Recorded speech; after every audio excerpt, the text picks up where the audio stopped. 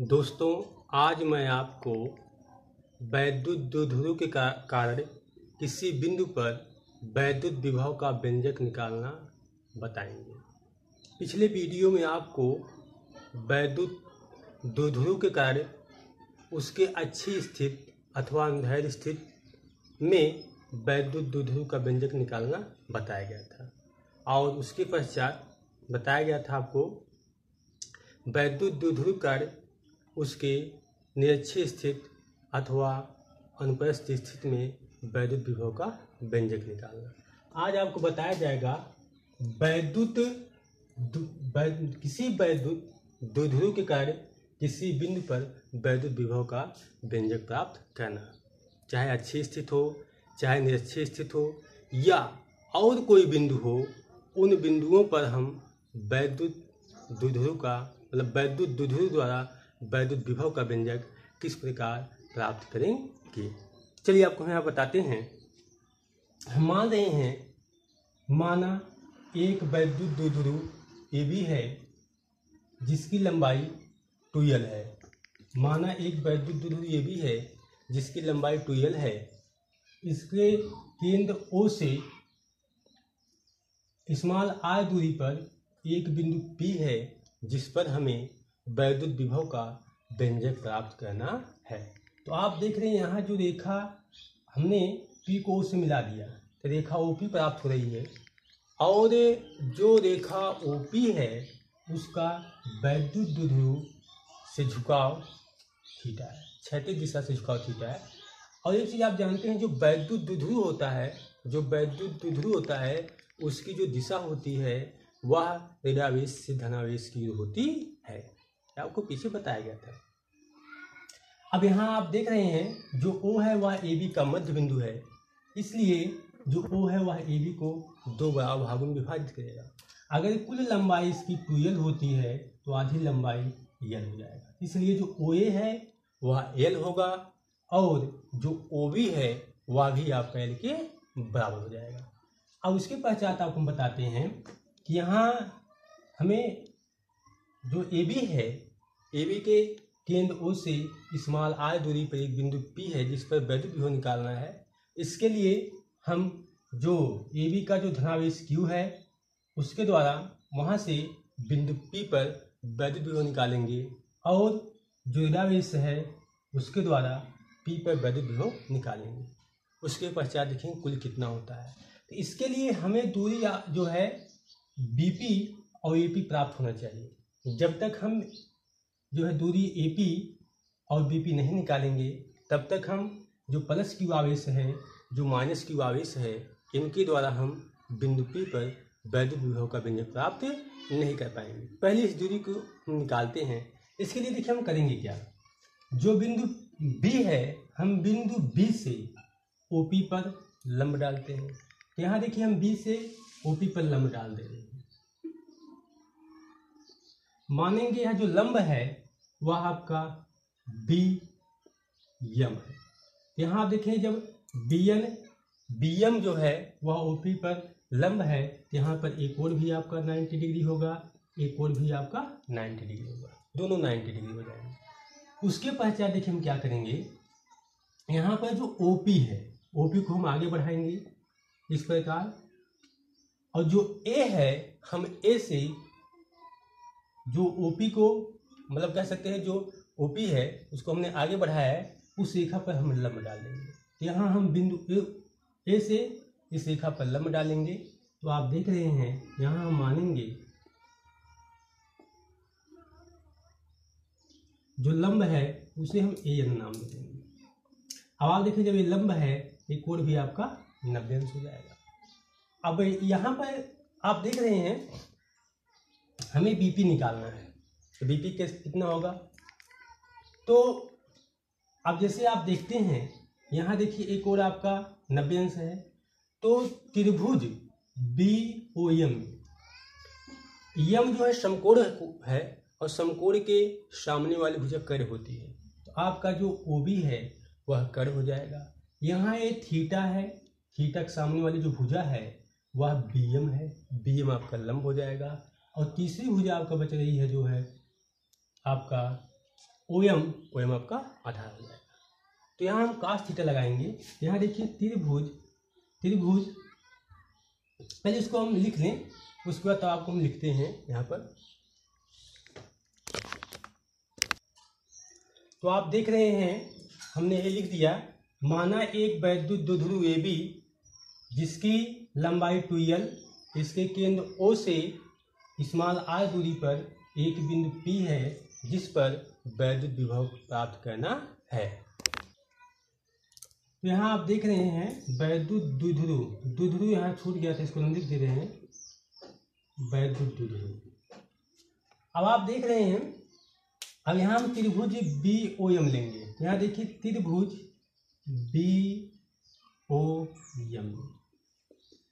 BOM में तो आप देख रहे हैं हम cos थीटा लगाएंगे। तो cos थीटा बराबर हो जाएगा आधार बटे कर। यहाँ आपका जो आधार है वह OM होगा और कर आपका OB होगा। यहाँ हो जाएगा OM upon OB। cos theta equal to जो OM है, OM की जो वैल्यू है हमें निकालना है और OB की वैल्यू आप देखें L है, तो OM अपान L। यहाँ से OM की वैल्यू आ जाएगा L cos थीटा। तो आप देख रहे हैं हमें OM की वैल्यू प्राप्त हो गई, L cos थीटा है। इसी प्रकार आप देख रहे हैं यहाँ देखिए हमें कोण AON निकालना है। तो यहाँ आप जानते हैं A कोण और A कोण बराबर होंगे, क्योंकि जब दो तिर्यक रेखाएं एक दूसरे को काटती हैं तो आमने सामने कोण शेष अभिमुख कोण होते हैं और शेष अभिमुख कोण आपस में बराबर होते हैं। जैसे ये मान लीजिए दो तिर्यक रेखाएं हैं तो एक दूसरे काटेंगी तो A कोण शेष अभिमुख कोण होंगे, बराबर होंगे। इसी प्रकार A और A शेष अभिमुख कोण होगा जो कि आपस में बराबर होगा। अब चलिए, तो अगर एक कोण थीटा है तो भी आपका जो है थीटा हो जाएगा। अब यहाँ देखिए ये थीटा है, त्रिभुज AON थीटा है, थीटा सामने AN है, AN आपका लंब हो जाएगा। ये 90 अंश है, यानी 90 अंश है, इसके सामने OA है, ये कर्व हो जाएगा और तीसरी भुजा ON आपका है, ये आपका आधार हो जाएगा। यहाँ लिखेंगे त्रिभुज AON में cos थीटा बराबर होगा आधार बटे कर। आधार आपका ON है और कर आपका जो है OA है। यहाँ हो जाएगा ON upon OA। cos theta बराबर ON अपान जो OA है, OA की जो वैल्यू है आप देख रहे हैं यहाँ L है, L हो जाएगा। L भाग है, गुणे में हो जाएगा इधर बाएं पक्ष में, तो ON इक्वल टू हो जाएगा L cos थीटा। आप देख रहे हैं हमें ON की वैल्यू प्राप्त हो गई, ON का मान प्राप्त हो गया। अब इसके पश्चात आप देखिए हमें यहाँ पर देखिए जो है हमें MP निकालना है। MP कितना होगा, यहाँ देखिए जो OM है हमने निकाला है, देखिए कितना है यहाँ L cos थीटा। ये आपका देखिए यहाँ हम O यहाँ लिख दे रहे हैं, O यहाँ हम लिख दे रहे हैं। ये जो दूरी है हो जाएगा आपका L cos theta, L cos theta, ये यहाँ तक की दूरी है ON। L cos थीटा थोड़ा छोटे में है तो L cos थीटा हो गया। इसी प्रकार जो ON है वो भी L cos थीटा है, तो यहाँ ON आपका हो जाएगा L cos थीटा। तो आप देख रहे हैं हमें OM L cos थीटा हो गया, जो ON है वो भी आपका हो गया L cos थीटा। इसके पश्चात हमें यहाँ पर MP निकालना है।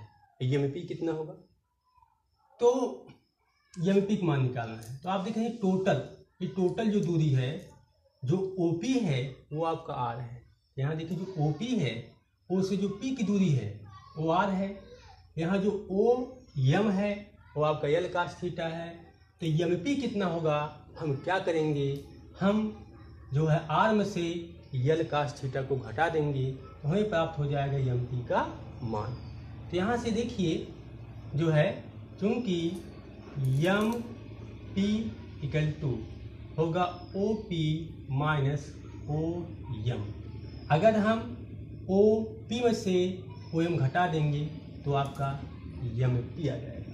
तो यहाँ से आप देख रहे हैं MP इक्वल टू OP की वैल्यू R माना गया है, तो यहाँ आपका आर हो जाएगा, और जो ओ यम है वो आपका यल कास थीटा है, यहाँ हो जाएगा यल कास थीटा।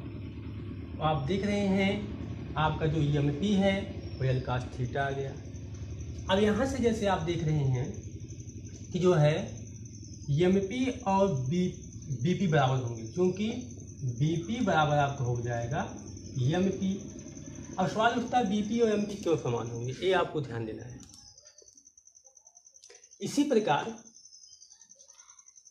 यहाँ चलिए इसको हम बता देते हैं आप लोगों को, बीपी और एमपी समान क्यों होंगे, बराबर क्यों होंगे? क्योंकि आप जानते हैं वैद्युत द्विध्रुव, तो वैद्युत द्विध्रुव बताया गया था। वैद्युत द्विध्रुव पहले आप जो है कह सकते हैं वैद्युत द्विध्रुव एक ऐसा निकाय होता है जिसमें दो बराबर और विपरीत प्रकृति के आवेश एक दूसरे से अल्प दूरी पर स्थित होते हैं। तो जो वैद्युत द्विध्रुव होता है एक प्रकार का अणु होता है, और जो अणु होते हैं वो परमाणु से मिलकर बने होते हैं, और जो परमाणु होते हैं उनके बीच की जो दूरी होती है वह नगण्य होती है, अत्यंत कम होती है।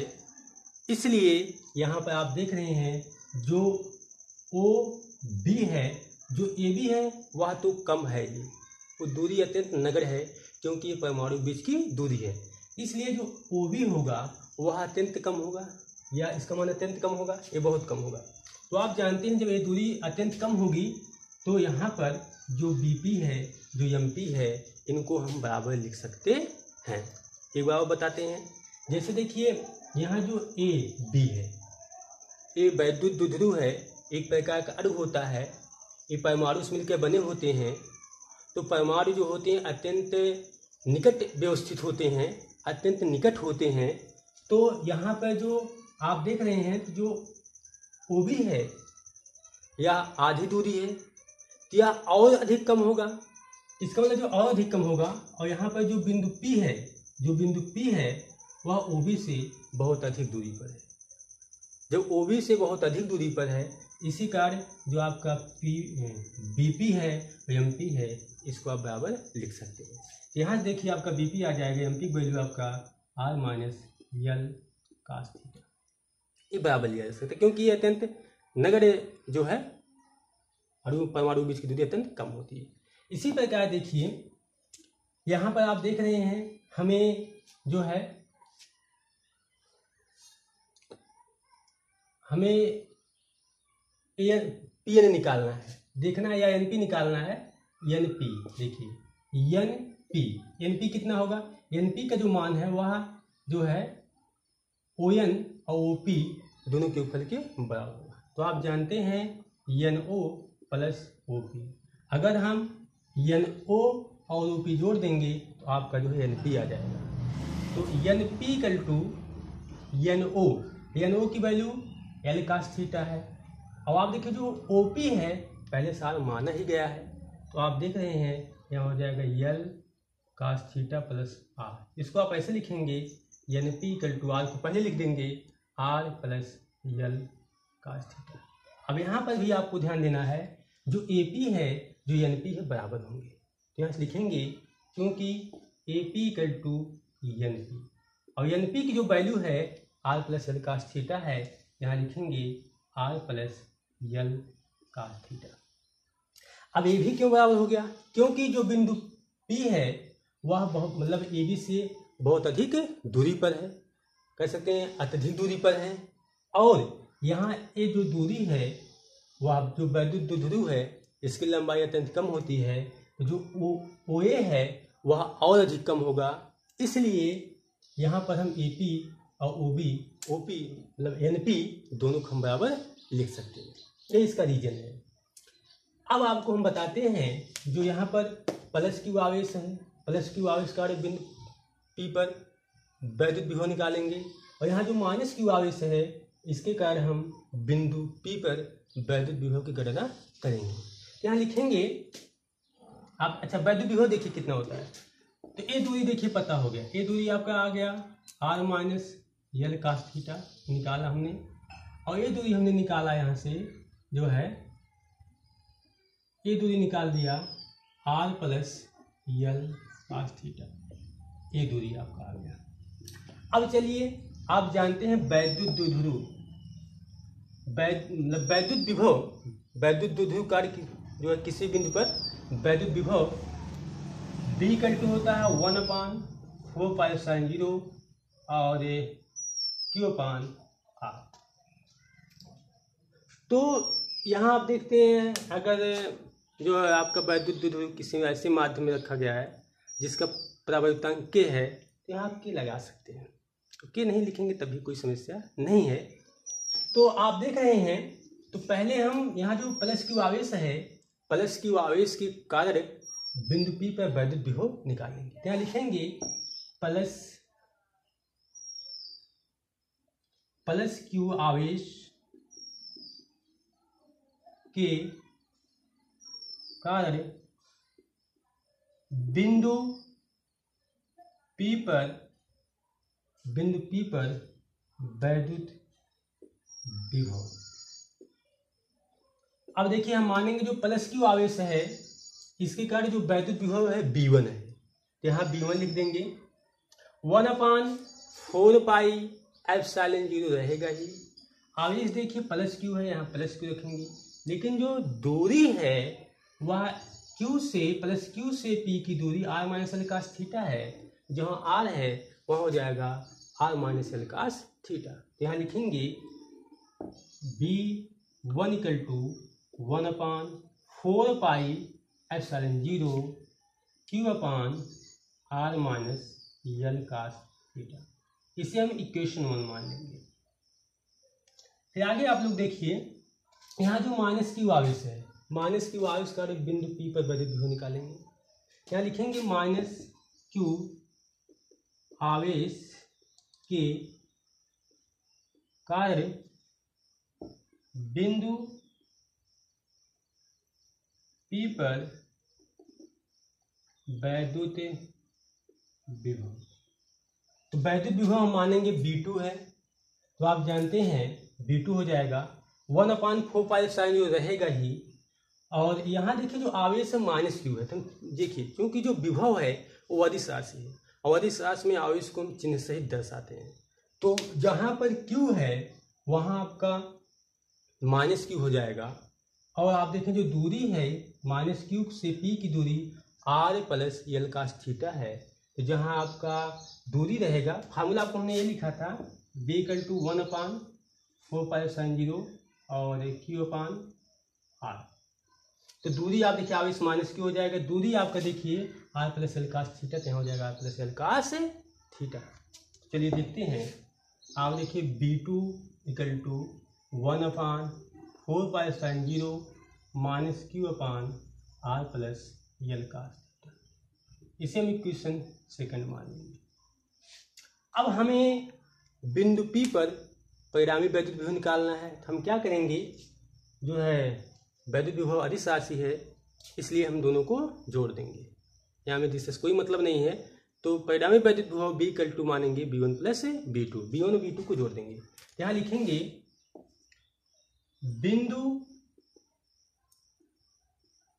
P पर परिणामी वैद्युत विभव, परिणामी वैद्युत विभव B = हो जाएगा B1 + B2। B की वैल्यू आ गया B1 + B2। तो यहाँ पर आप देख रहे हैं स्थान का अभाव है, इसलिए पहले आप इसका स्क्रीनशॉट ले लीजिए, उसके पश्चात हम आगे बताते हैं। आप जो है स्क्रीनशॉट ले लिए होंगे, अब इसको हम रफ करके आगे बताते हैं।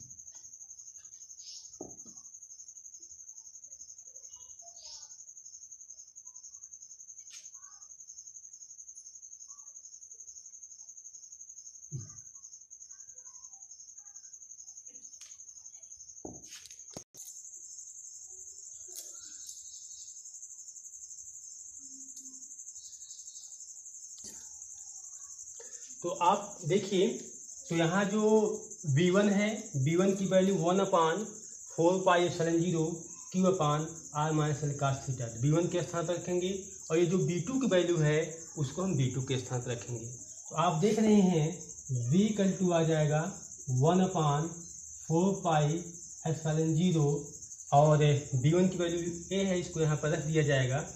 तो आप देखें Q/r-l cos थीटा और प्लस ये देखिए b2 वैल्यू है, तो यहाँ b2 के स्थान रख देंगे। तो यहाँ आ जाएगा 1/4πε0 -Q/r+l cos थीटा।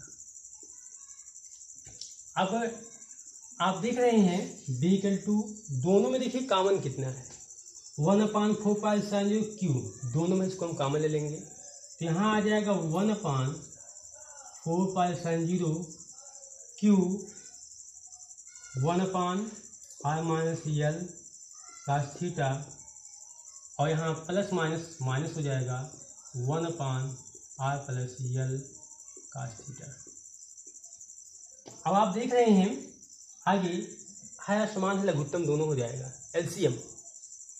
तो यहाँ इसको लिखेंगे v = 1/4πε0 Q, यहाँ आपका आ जाएगा एलसीएम देखिए हो जाएगा, असमान एलसीएम दोनों होगा r-l cos थीटा और into r+l cos theta. r-l cos theta संभाग देंगे, r-l cos थीटा कैंसिल होगा, यहाँ r+l cos थीटा होगा, उससे में गुणा करेंगे, फिर माइनस चिन्ह माइनस लगाएंगे और r+l cos थीटा से r+l cos थीटा जब टोटल में भाग देंगे कैंसिल होगा, आपको बचेगा r-l cos थीटा, इससे में गुणा करेंगे तो यहाँ आपका आ जाएगा r+l cos theta cos theta minus यहाँ हो जाएगा r-l cos थीटा। तो v = 1/4πε0 इंटू Q। कोष्टक के पहले माइनस चिन्ह है, अंदर की चिन्ह बदल जाएगा, यह आपका प्लस माइनस हो जाएगा, ये माइनस से प्लस हो जाएगा। इसको आप लिखेंगे r+l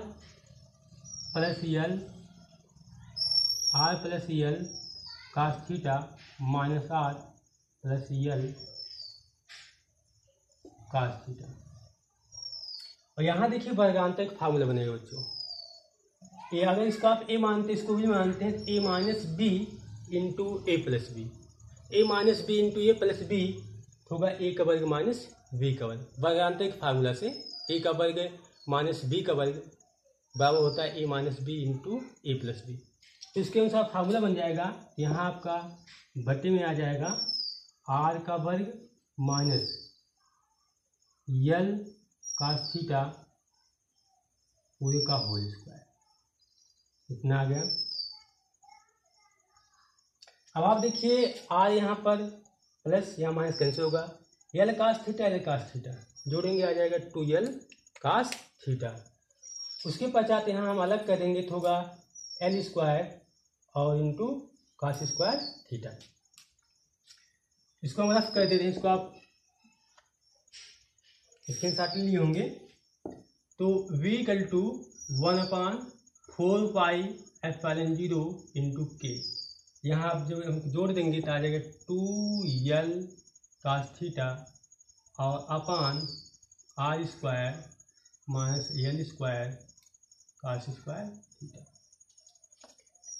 इसके पश्चात आप जानते हैं इसको यहाँ पर जैसे आप देख रहे हैं ये जो Q × 2l है, ये वैद्युत द्विध्रुव आघूर्ण का मान है। और आप जानते हैं वैद्युत द्विध्रुव आघूर्ण P = होता है Q × 2l। तो जहाँ Q × 2l वहाँ आपका P हो जाएगा। और यहाँ पर आप देख रहे हैं जो R है, R का मान L से अधिक होता है, तो R स्क्वायर का मान L स्क्वायर से और अधिक होगा, इसलिए R स्क्वायर की तुलना में हम L स्क्वायर को छोड़ेंगे। अगर L स्क्वायर को छोड़ेंगे तो यहाँ जो L square cos square theta है दोनों को छोड़ दिया जाएगा। तो यहाँ लिखेंगे क्योंकि R > L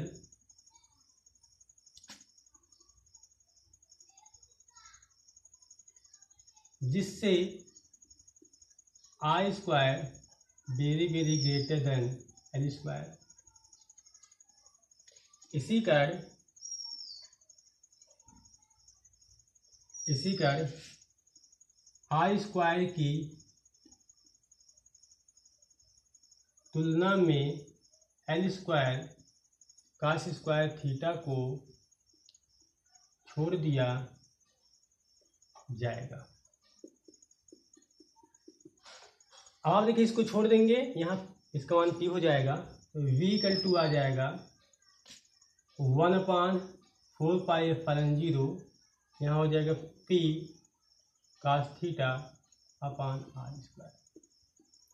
आप देख रहे हैं यह जो है वैद्युत द्विध्रुव के कारण किसी भी बिंदु पर वैद्युत विभव का व्यंजक है। अब इसकी सहायता से जो व्यंजक है बच्चों, ये जो है व्यापक सूत्र है। अब इसकी सहायता से हम अन्य सूत्रों को प्राप्त कर सकते हैं, जैसे जो अच्छी स्थिति हुआ या जो अनुप्रस्थ स्थिति हुआ, उनको जो है हम प्राप्त कर सकते हैं। तो आपको हम केस पहला बताएंगे, केस फर्स्ट। वीडियो थोड़ा लॉन्ग हो रहा है क्योंकि इसमें समझाना है, तो आपको जो है ध्यान देना होगा यहाँ पर।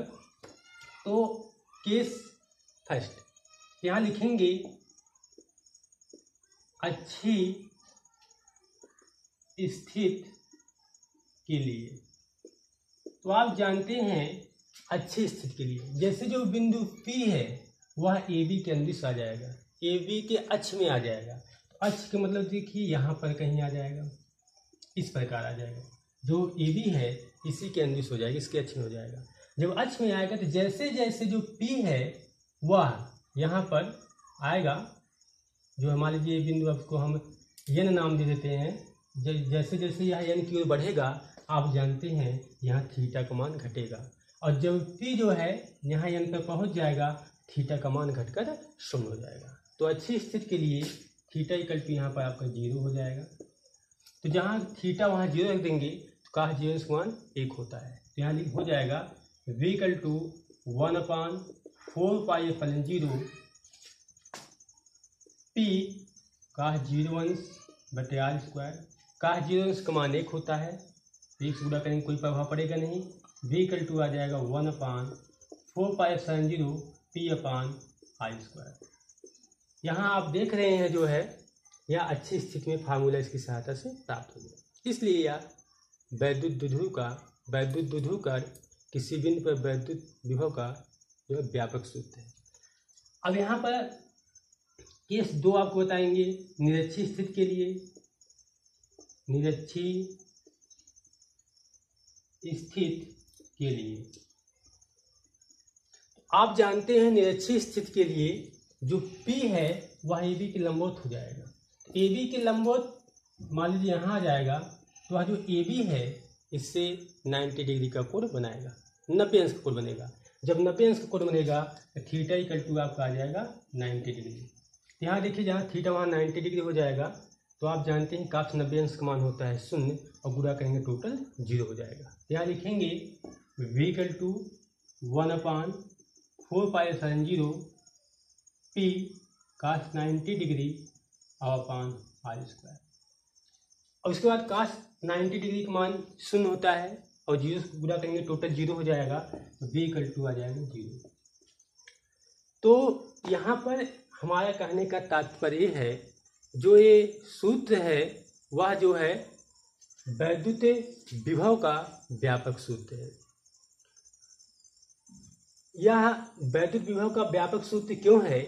क्योंकि इसकी सहायता से हम अच्छी स्थिति और निरक्षी स्थिति का व्यंजक भी प्राप्त कर सकते हैं। तो हमें आशा है आपको जो है वैद्युत द्विध्रुव कार्य किसी बिंदु पर वैद्युत विभव का व्यंजक प्राप्त करना आ गया होगा, और आप जो है हमारे इस वीडियो को लाइक कीजिए और हमारे चैनल को सब्सक्राइब कीजिए और शेयर भी कीजिए।